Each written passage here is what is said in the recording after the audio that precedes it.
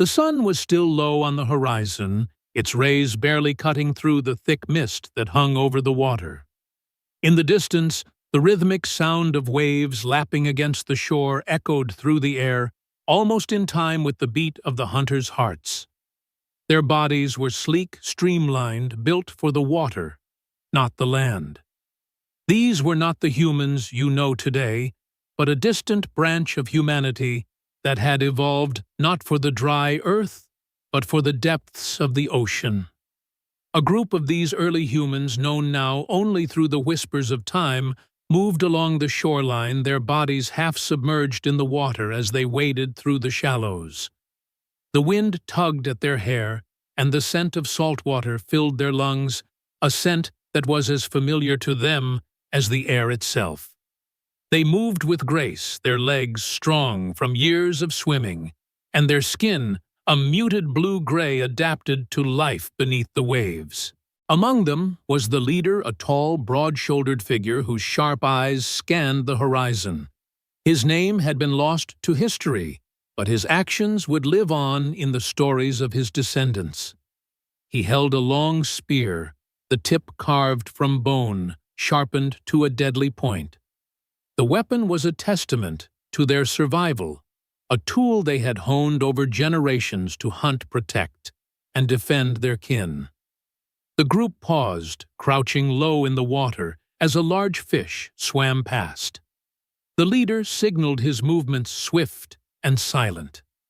The hunters shifted, preparing to strike. Their bodies moved in unison, each person falling into the rhythm of the hunt, each one knowing their role. The chase was swift, the water a blur around them as they pursued their prey through the undersea world. Suddenly, a ripple disturbed the stillness of the water. From the deep, a large creature emerged, its great form casting a shadow over the hunters. A massive predator, its long, muscular body undulating through the water with terrifying speed. The hunters froze, their hearts pounding as the creature's eyes locked onto them.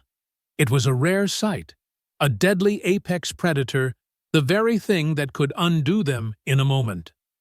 The leader raised his spear, the tip catching the dim light, as he prepared for the fight of his life. The others held their breath, watching him, waiting for the signal. A single motion, a single strike, could decide the fate of the entire group. The predator advanced, its teeth bared the surface of the water, trembling with its force. With a primal roar, the leader thrust the spear forward, a surge of power that seemed to shake the very ocean around them. Time slowed as the spear met its mark, and for a moment, the world held its breath. The predator recoiled, a spray of blood mingling with the water around them. But the creature did not die. It thrashed, its strength unyielding, and in a desperate final attempt, it lunged at the leader. The battle was fierce, but the leader's skill proved stronger. With a final decisive strike, the creature was no more sinking slowly into the depths from which it had come. The group exhaled, their tension broken, their survival secured. The hunt was over, but it was only the beginning. The leader's eyes turned to the horizon where the deep waters stretched on, holding both danger and life. The group gathered around, their faces solemn, but their survival unshaken. With the predator vanquished, they could now return to their home, their sanctuary in the depths. They moved as one, the rhythmic pulse of their existence carrying them forward, and for a brief moment, the world seemed still. The group traveled through the water, their legs kicking in perfect unison as they navigated the deeper currents. Their movements were fluid, practiced, the result of countless generations adapting to this harsh world. The leader glanced over his shoulder at the others, his eyes scanning for any signs of danger, his senses alert. They were not alone, and they knew it. They arrived at a hidden cove sheltered from the open sea. The water here was calm, a sanctuary from the storms that often raged beyond the rocks. Here they would rest and share their spoils. The leader signaled, and the group spread out. Some began preparing the fish, their hands deft, as they worked to preserve what they had caught. Others gathered seaweed and plants that had been harvested from the depths, their medicinal properties well known to these survivors. The leader, however, remained still, his eyes fixed on the horizon. He could feel the weight of the world pressing down on him. Their survival in the ocean was a fragile thing.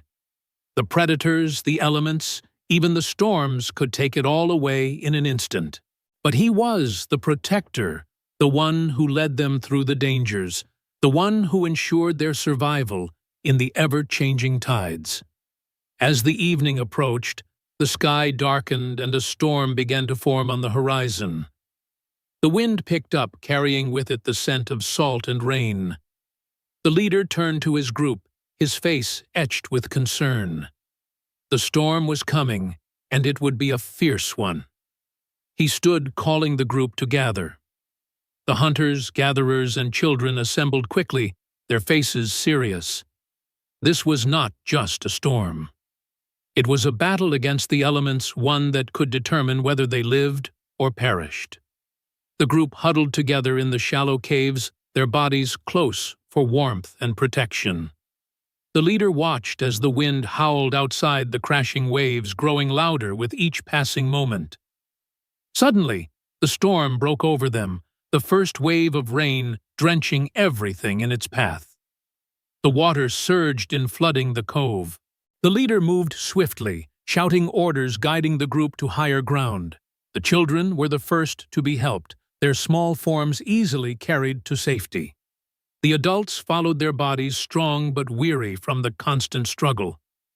The storm raged for hours, the wind howling like a beast, the water rising and falling in violent bursts.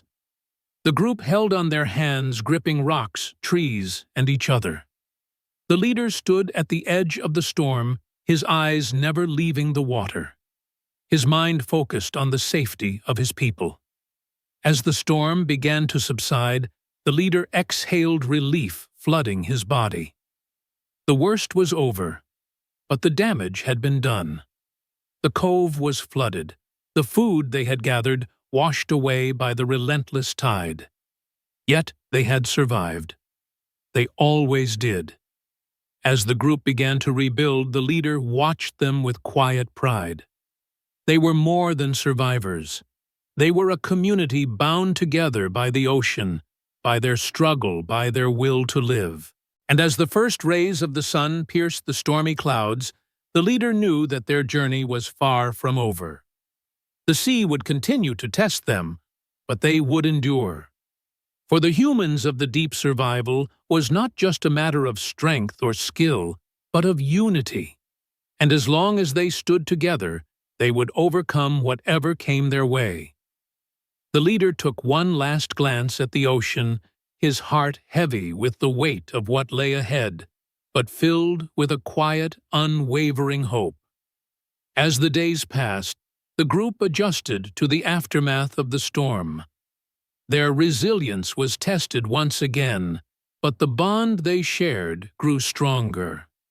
The leader watched his people with a mix of admiration and quiet resolve. He knew the ocean would always challenge them, but in their unity there was power. The next hunt was more cautious. They ventured deeper into the water, diving to the sunken reefs, where they knew schools of fish gathered, unaware of the dangers above. The leader led them through the water like a shadow, his spear ready. This time there was no predator to face, only the calm, endless expanse of the deep. They returned with their spoils, the community working together to gather and preserve what they had caught. They had learned to adapt, to survive in harmony with the world they had come to call home. As the sun set, casting long shadows across the water, the group sat together by the fire. Their faces were tired but content. They had faced the ocean's fury and emerged stronger. Tomorrow, they would venture out again. For in this world, survival was not just about living, it was about enduring together. And with each passing day, they would continue to thrive.